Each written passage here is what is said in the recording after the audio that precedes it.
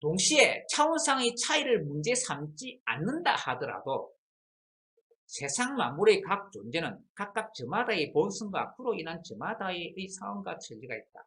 자, 장자 이 부분의 해석에서도 두 가지 종류가 있습니다. 한 가지 종류는 이 작은 존재가 큰 존재를 이해하지 못한다. 그 경지가 낮은 존재, 이 범인들이 아주 참 이게 성인의 경지를 이해하지 못한다. 어, 그, 라는 어떤 거예요. 옛날에 그런 이야기가 있어요. 동가구, 동력동자에 집가자에 구, 그 언덕구자인데 공자 이름이 공군데 그 언덕구자입니다. 무성공이요 이름은 군대. 세상 사람들이 전부 다 공자가 성인인 줄 알았는데 공자의 서쪽 집에 있는 어떤 사람은 한 마을에 있는 자신의 집 동쪽 집에 공자가 성인인 줄 몰랐다. 그래가지고 그냥 동쪽 집에 사는 구라는 사람이라 해가지고 동가구 이런 식으로 이야기했다. 중국에 보면 지금의 그 사천성 지방, 그 사천성 지방이 옛날에 중국에서 이제 그 총나라, 삼국시대로가 총나라, 그 유비의 나라인 그 총나라 지역, 그 총나라 지역, 지금 사천성 지역, 나도 옛날에 사천성 그 가보고 했는데, 그 총나라 지역은 산이 높고 안개가 많습니다. 그 사천성 지역이 그 산이 높고 안개가 많습니다. 산이 높고 또 더 중국은 서쪽으로 갈수록 그 높아집니다. 그렇기 때문에 이제 서쪽에서 동쪽으로 물이 흘러서 그 이렇게 그 바다로 가는 거죠. 그래서 서쪽으로 갈수록 높아져가지고 티벳, 뭐 히말라야 이쪽으로 되는 것입니다. 그래서 뭐 티벳, 히말라야 쪽 가기 전에 사천성은 좀 그 티벳보다는 그 높지 않지만 그래도 다른 중국의 동쪽 지역보다는 이렇게 좀 높다. 그래서 산이 높고 또 그리고 그 습도가 높습니다. 안개가 많기 때문에. 그래서 1년 중에 해가 나올 일이 그 많이 없습니다. 그래서 거기 이제 총나라의 개, 사천성의 그 총나라의 개는 해 볼 일이 많이 없었다는 거예요. 우리가 별 볼 일이 없으면 별 볼 일이 없다. 해 볼 일이 없으면 해 볼 일이 없다. 뭐 이런 우스갯소리 하지만 진짜 해 볼 일이 별로 없습니다. 그런데 태어난 지 얼마 안 되는 개가 태어나고 한동안 뭐 이렇게 뭐 안개가 많이 끼고 이래가지고 해 볼 일이 뭐 없었는데 나중에는 그 안개와 구름이 싹 그치고 나니까 하늘에 태양이 떠올랐거든요. 그런데 우리가 태양을 갖다 보면 아주 그 위대한 존재에 많이 비유를 하죠. 그런데 그 개가 갑자기 이렇게 하늘에 이상한 막그 물체가 떠올랐다 이래가지고 막 하늘에 해를 보고 막 짖는다 이래. 우리 보통 해를 하면 아주 큰 존재를 비유하고 우리 그 자연상에서 해가 태양이 우리 생활상에 아주 중요하죠. 이생 우리 우리 에너지는 태양 에너지의 그 변화이다. 라고 이렇게 뭐 그 보기도 하는데 뭐 그렇다고 막 하죠. 지금 태양이 중요한데 그런데 그 개는 그 태양을 본 적이 없어가지고 이상한 게 떴다 해가지고 그 해를 보고 짖었다. 그것이 사자성어로 촉견패일. 총나라 개가 짖을 패자 이 구자에 개견자 있습니다. 그거 짖을 패자 촉견패일. 총나라 개가 촉견 그리고 짖을 패 그 다음에 해일 총나라 개가 해를 보고 짖는다 뭐 그런 거죠. 그 말은 일반 참 이 수준 낮은 어떤 범인이 성인을 보고 성인인 줄 모르고 오히려 성인을 비판하고 조롱하는 그런 것을 두고 사자성어로 그렇게 이야기하는 거죠. 참 하급선비는 돌을 들으면 웃는다. 하급선비가 웃지 않으면 도가 아니다 하는 것과 마찬가지죠. 그런 측면으로 조금 전에 붕새와 이게 작은 새의 어떤 그 관계를 이야기하는 해석도 있고, 또 어떤 해석은 특히 이제 나중에 가면 이제 그런 해석이 좀 많이 나오게 되는데, 예, 그런 해석 많이 나오게 되는데, 붕새든 뭐 참새 메추라기든 비둘기든 크고 작고 상관없이 각자의 저마다의 본성이 있고 또 저마다의 상황과 처지가 있다. 각자의 또 입장이 있다는 측면에서도 해석하기도 합니다.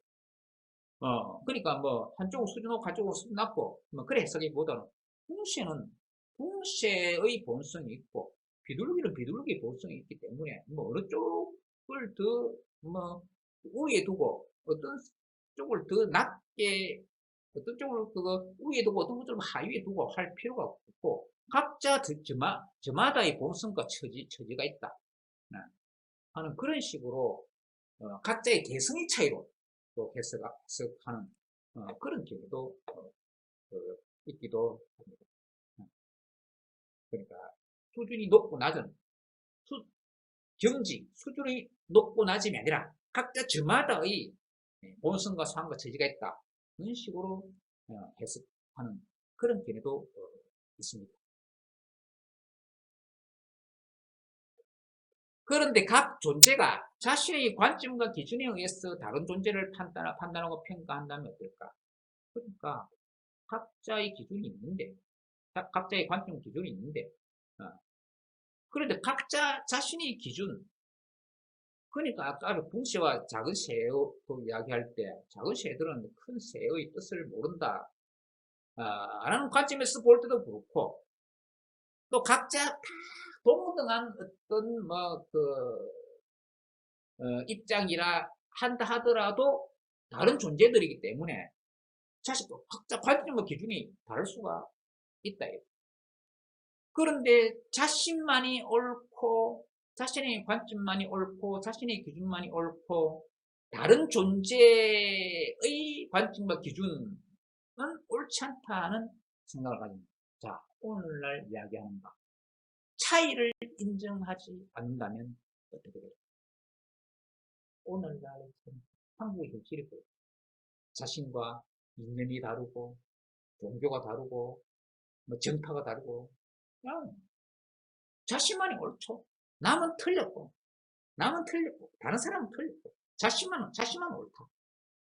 자신의 관점 또 자신이 속한 그 정파나 진영의 관점만 옳고 다른 정파나 진영의 관점은 틀렸다 라고 생각해가지고 상대편을 매도하고 비판하고 공격하고 그렇게 하는 모습을 우리는 얼마나 봅니까? 그러니까 각 존재가 자신만이 옳다는 그런 도구만 독단만을 가지고 다른 쪽은 다 틀렸다라고 그렇게 생각하면 어떻게 되느냐. 장자는 자신과 다른 존재의 차이를 인정하지 않고 자신의 기준에 의해 모든 것을 평가하기 때문에 이 세상의 온갖 문제가 생기고 서로가 서로를 고통스럽게 하며 자신도 고통 속에 살면서 진정한 행복을 느끼지 못한다고 본다.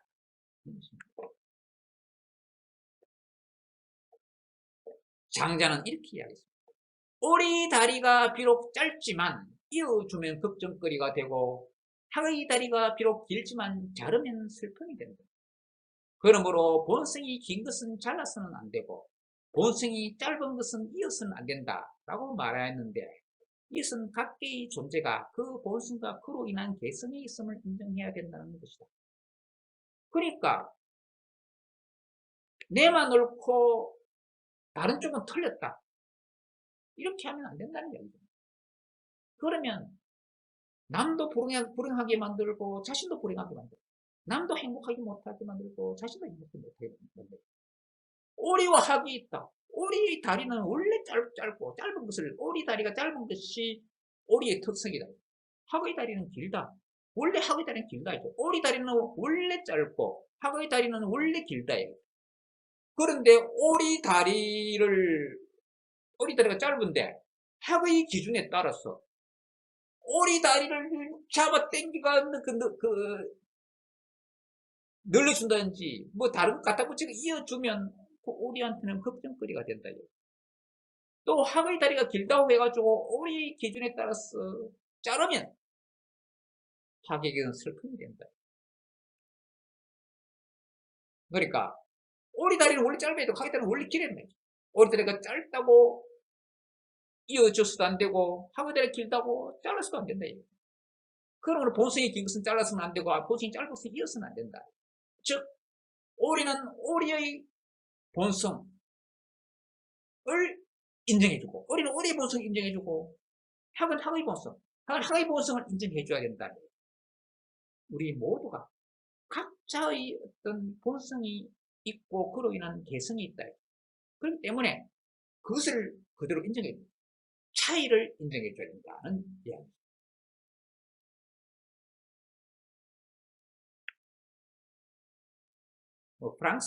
프랑스 현대 사상에 보면 참 그 차이를 인정해주는 그런 참 그 중국 철학에서 장자 사상은 진짜 참 예, 그 프랑스 사상보다 그 오래전에 수천 년 전에 참 이미 그, 그런 사상 이런 사상이 있었다는 것입니다.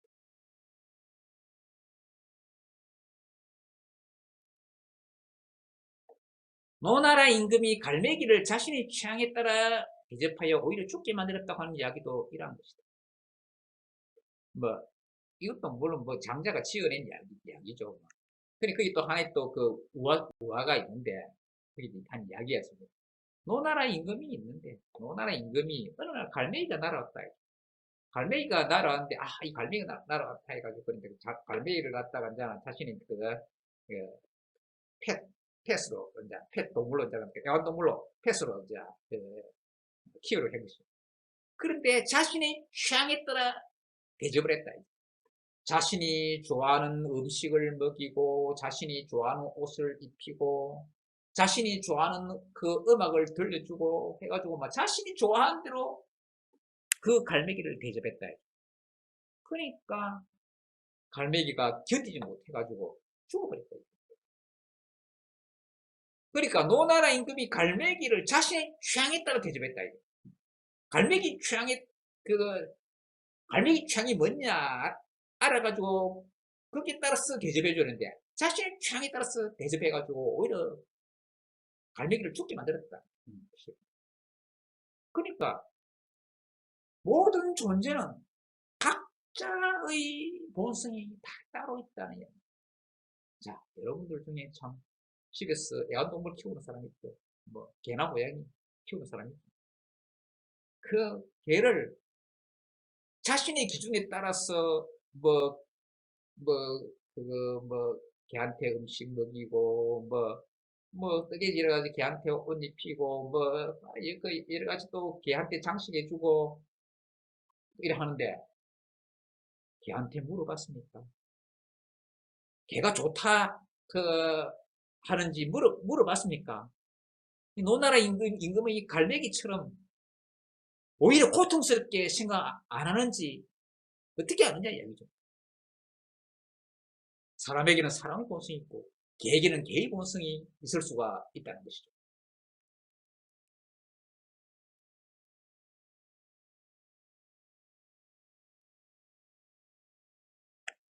각 존재의 본성을 인정하는 것이 곧 무의자인인 것이다 라고 할 수 있겠습니다.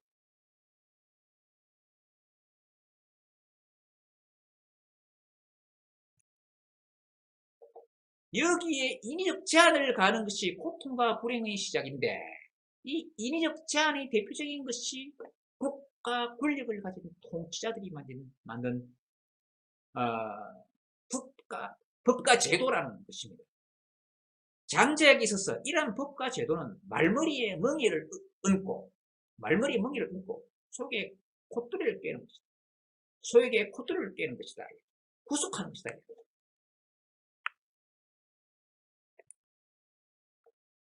장자는 각 존재들의 본성에 따른 각자의 상대적 행복을 인정할 것을 주장함과 동시에 나아가서 이러한 행복을 제한하는 인위적 요인을 제거할 것을 주장합니다.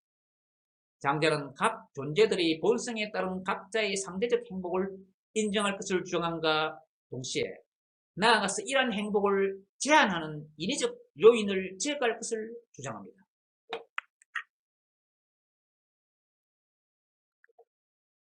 그런데 우리 인간들이 이처럼 자신과 남을 괴롭히는 행동을 하는 원인은 무엇인가?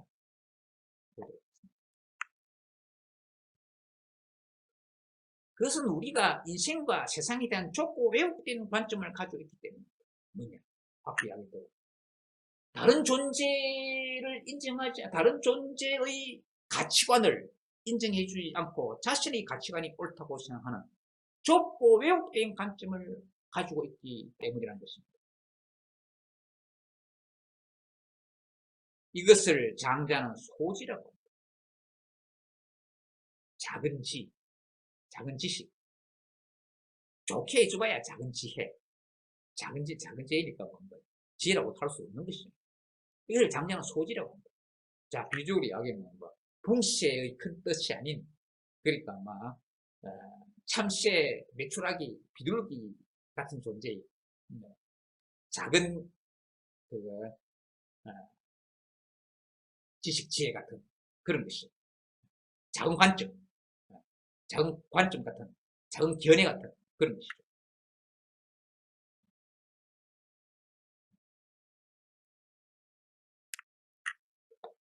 매미, 비둘기 등이 봉쇄를 이해하지 못하고 우물한 개구리가 큰 바다를 알지 못하고 여름벌레가 겨울의 얼음을 알지 못하는 것은 제한된 처지로 인한 편협한 관점을 가지고 있기 때문이다.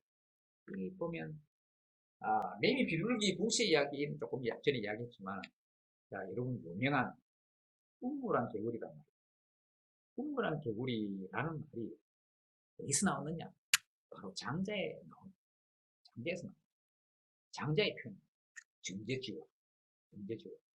우물한 개구리는 이란 말은 장자에 나옵니다. 출진이 장자라는 이야기죠. 우물한 개구리는 큰 바다, 대해를 알지 못합니다. 우물한 개구리가 다 갇혀있기 때문에, 우물한 개구리, 우물 속에 있기 때문에, 우물한 개구리가 보는 것은 그 우물의 입구에 있는 그 정도 크기의 하늘밖에 못 보는 것이죠. 이 하늘이라 하는 것은 그 정도 크기밖에 안 되는 것으로 생각합니다. 거기에서 보이는 해와 달과 별, 그런 걸 못 보는 것이죠. 그리고 우물 위치에 따라서 별은 볼 수 있을까 모르겠지만, 그 위치에 따라서는 해와 달을 보지 못할 수도 있는 것이죠.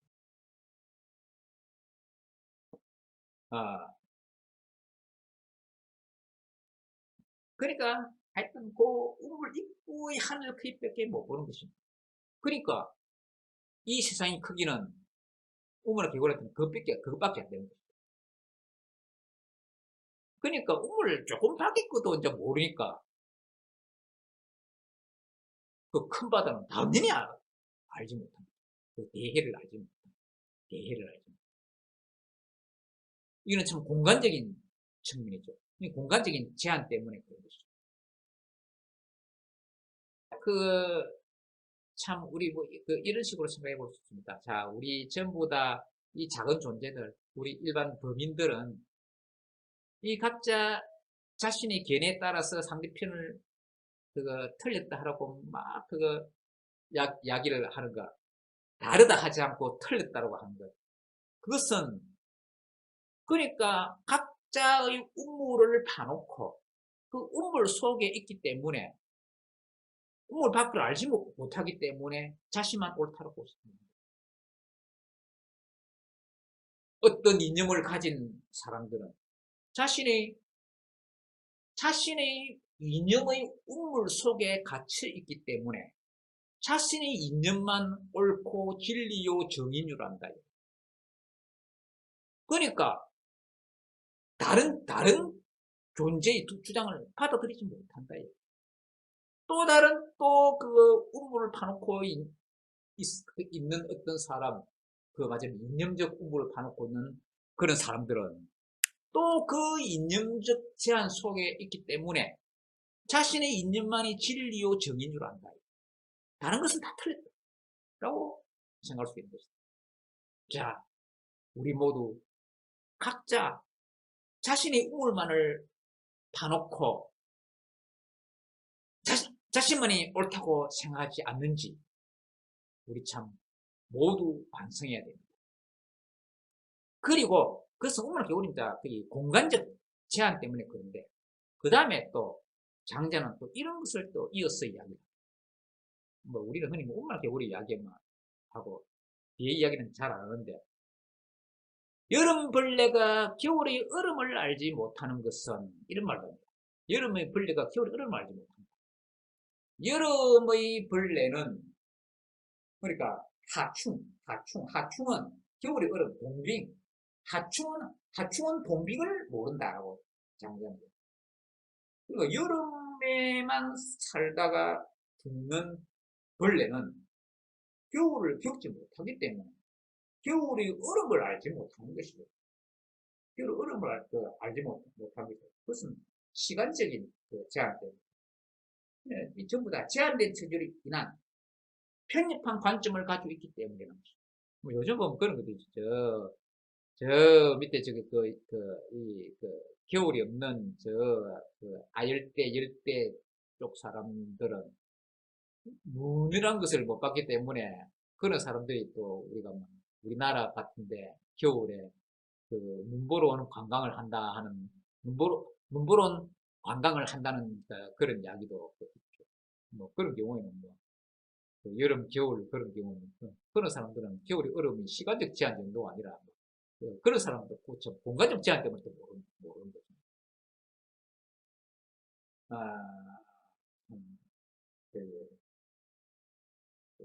전부 다 이 세상의 문제들, 장자는 이런 식으로 이야기합니다. 그리고 참 이런 이야기도 합니다. 그러니까 소유편 붕시 이야기를 하는 그 부분에 이런 이야기도 합니다. 그러니까 여름벌레 대표적으로 매미를 만든 매미.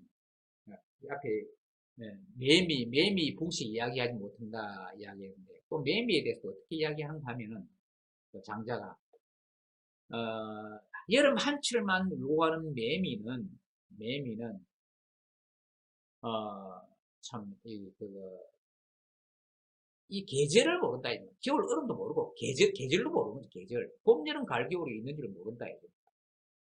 물론 세상으로 보면 매미는 군뱅이로 땅속에 오래 있다가 땅 밖에 나가지고 성충이 돼가지고 여름마치 울고 끝나 참 죽는 그런 참 비극적 존재인데 그래서 여름 갈 때 시끄럽게 우는 것은 아마도 참 군뱅이로 그래 땅속에 오래 있다가 이렇게 이제는 이 여름에 한철 울고 자신은 간다 하는 것을 갖다가 슬퍼서 그렇게 우는지도 모르죠.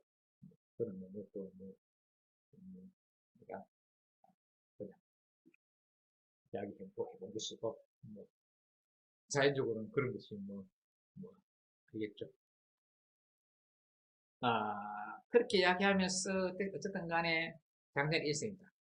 하루살이 버섯, 하루만 딱 살고 하는 버섯은 나날이 있음을 알지 못합니다. 우리 벌레도 하루살이 벌레가 있죠.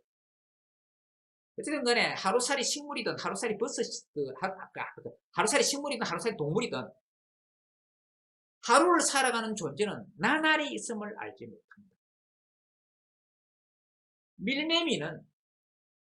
매미는 매미는 사철이 있음을 알지 못한다. 그런데 우리 인간은 그런 존재들을 보고 비웃죠. 아, 너희는 나날이 있음을 알지 못하지. 너희는 사철이 있음을 알지 못하지. 그런데 뭐 인간보다 수명이 또 짧은 또 그 존재가 있죠. 보통 많은 어떤 그 동물들이 어, 우리보다 좀 수명이 짧죠. 거북이나 뭐 이런 거는 좀 우리보다 또 수명이 좀 뭐 길죠. 그러니까 우리 수명이 짧은 존재를 보고 우리는 비웃겠죠. 우리보다 오래 살지 못하기 때문에 보다 더 큰 긴 시간 속에서 벌어지는 일을 너희들은 모르지 라고 하겠죠. 그러면 뭐 거북이 우리 보고 비웃겠죠. 인간이는 우리만큼 아니냐. 그리고 또 장자가 이야기해서 그거 뭐 그거 그 대추나무라는 어떤 큰 나무가 있는데 나무가 또 그 보통 또 그 많은 나무들이 보면 인간보다 숨이 아주 길죠. 그래서 또 장자가 또 이런 얘기입니다. 대추나무라고 있다. 그뭐 몇백 년, 뭐 800년, 몇백 년을 그거 이렇게 뭐 한 계절로 해가지고 그 살아가지고 아주 오랜 세월을 몇백 년을 한 계절 해가지고 오래 살아가는 그런 그 뭐 나무들이 있다. 그런데 우리 인간이 참 뭐 많이 안다고 이렇게 까부는데 그 나무에 우리가 그 나무에 대해서 볼 때 나무가 겪은 것에 비하면 아주 하루 강아지조차 제대로 안 되는데 감히 우리 인간이 참 잘하다고 떠들 수 있냐.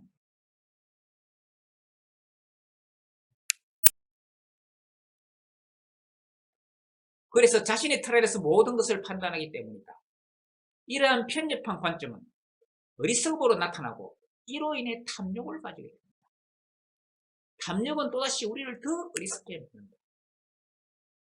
우리가 좁은 견해를 가지는 것은 즉 편협한 관점은 어리석음 때문에 나타난 것입니다. 어리석음 때문에 또 탐욕을 가집니다. 탐욕은 다시 또 우리를 더 또 어리석게 만듭니다. 그막 악순환이 계속되는 것이죠. 어리석음이 탐욕을 낳고 탐욕이 어리석음을 낳고 막 그래 되는 거죠. 불교에서 보면 사실상으로 이제 불교의 제철 출가를 갖다 어리석음으로 보는 무명, 옥설무 밝으면 밝그 밝지 않은 밝음이 없음, 밝음이 없음, 지혜롭지 못하다는 얘기죠. 우리 무명으로 인해 가지고 집착과 탐욕을 가져서 우리 생로병사가 있다라고 불교에서 스카모니가 고리스 나무 안에서 깨달은 것이 이제 바로 그것이죠. 그러니까 이게 그 이제 도가사상, 이 장자사상이 생각하는 바로 좀 비슷합니다. 이게 참 어리석음으로 인해가 탐욕을 가진다. 어리석음이 탐욕을 하는데 그 탐욕이 또 그 어리석게 또 만드는 그런 상황이라는 이야기. 그런 상황이라는 이야기.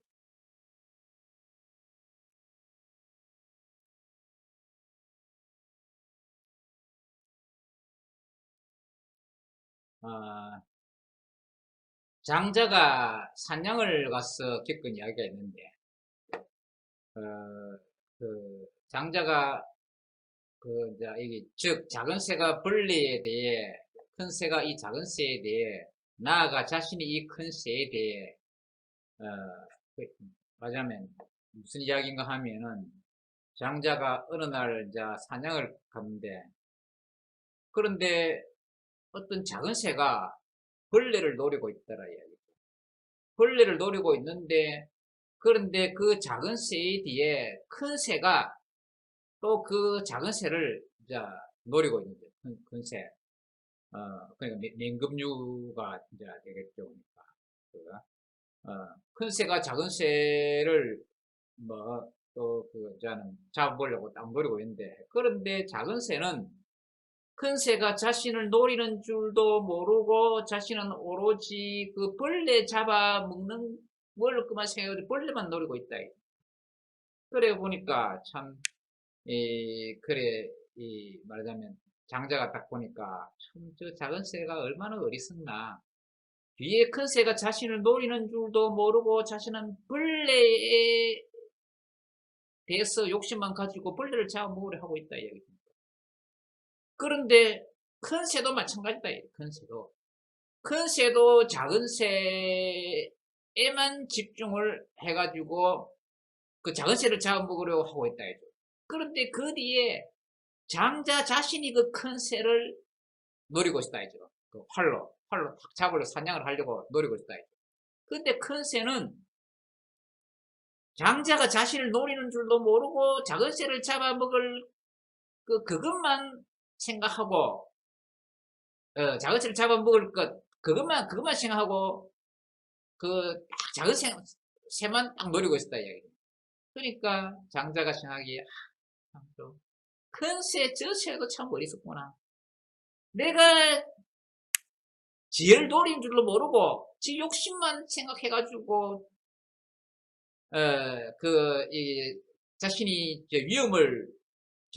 위험한 상황에 처한 줄도 위험한 상황에 빠질 줄도 모르고 작은 새만 노리고 참 있구나. 참 어리석은 그 짐승들 이렇게 생각하고 있어요. 그러는 새의 뒤에서 저놈 잡아라 하는 소리가 들렸대요. 그러니까 거기 산지기가 있던 장자가 거기에 또 들어가서 사냥하면 안 되는 지역에 들어갔던 모양이니까. 그래 저놈 잡아라 하고 장자 보고 큰 소리 친다. 그러니까 장자가 놀래가지고 도망갔다. 도망가가지고 집에 도착해가지고 집에 들러고 와서 생각해보니까 자신이야말로 참 어리석은 존재네. 작은 새가 벌레 노리면서 자신이 위에 빠진 줄 모르고 있는 그 어리석음. 큰 새가 또 작은 새를 노리다가 위험에 빠진 줄 모르고 있는 그 어리석음만 생각했는데, 자신이 사냥꾼은 자신이 사냥꾼이 되니까. 그 산지기가 자신을 노리고 있다는 사실을 모르고 그 큰 새만 노리고 있었다 하니까 자신이야말로 참 어리석은 존재다 라고 이렇게 생각했다. 그래 참 이 모든 것이 그 탐욕 때문에 그렇다.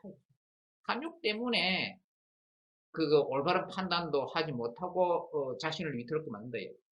그러니까 장자가 사냥을 가서 겪은 이야기, 즉 작은 새가 벌레에 대해, 큰 새가 이 작은 새에 대해, 나아가 자신이 이 큰 새에 대해 욕심을 부리는데도 각각 위에 빠질 줄도 모르듯이 결국 또 자신도 위에 빠질 줄 모르는 그 상황. 이 탐욕은 우리 삶을 고통스럽게 할 뿐만 아니라 결국 위태롭게 만든다. 즉 양쪽의 경물중생의 취지이다. 그러니까 그 양주는 이제는 맞으면 경물중생해라 했는데 위에 있는 장자가 겪은 이야기는 맞으면 중물경생했다는 그 이야기죠.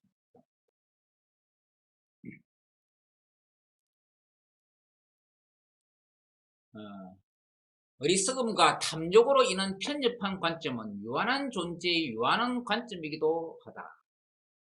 우리는 각각 이러한 유한한 관점을 가지고 서로를 재단하고 비판한다. 그러나 각각의 관점 중 누구의 관점을 장자는 이렇게 말합니다. 자, 이 내용 좀 길게 이렇게 이제 내용을 소개하고 있는데 봅시다. 나와 그대가 논쟁을 한다고 하자. 그대가 나를 이기고 내가 진다면 그대가 옳고 내가 그른가? 내가 그대를 이기고 그대가 진다면 내가 옳고 그대가 그른가? 우리 둘 중 한 사람은 옳고 한 사람은 그른가? 그렇지 않으면 우리 둘 다 옳거나 둘 다 그른가? 나도 그대를 알 수 없고 그대도 나를 알 수 없다. 사람들은 그 무엇에 가려 알지 못하는데 우리는 누구에게 옳고 그름을 가려달라 하겠는가? 만일 그대와 의견이 같은 이에게 가려달라 한다면 이미 그대하고 의견이 같은데 공정하게 가릴 수 있을까? 나와 의견이 같은 이에게 가려달라고 한다면 이미 나하고 의견이 같은데 공정하게 가릴 수 있을까?